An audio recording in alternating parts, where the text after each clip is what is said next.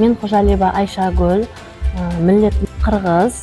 Өзім қазақ шаңырағынан тұрмысқа шықтым. Ол шаңырақта үлкен кемпір апамыз татар, көп миллетлер араласқан шаңырақта тұрамыз. Өзім мәлімет кітапхана орайында жұмыс алып барамын.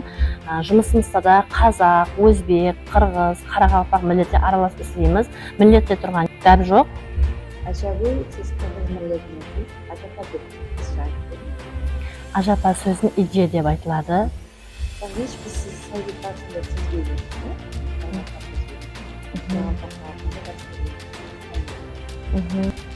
Өзім қырғыз болсам да, қарақалпақ тілінде сөйлеймін, қарақалпақ дәстүрлерін іздейміз.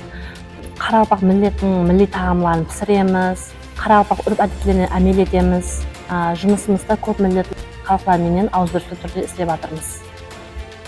Бізде har қилымыз, бірақ мақсатымыз бір.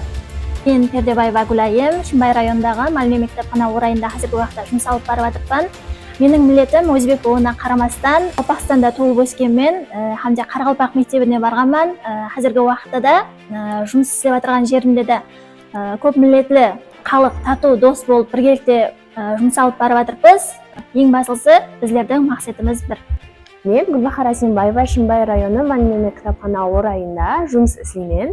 Менің миллетім Қарақалпақ. Біздер Шымбай районы мәлімет кітапхана орайында har түрлі миллеттегі ашпа ажағаларымыз бар. Қырғыз, өзбек, Қарақалпақ, қазақ. Өзім Қарақалпақ болғанымменен қырғыз, өзбек кәсіптестеріміз барлығына жүдә қуанамын.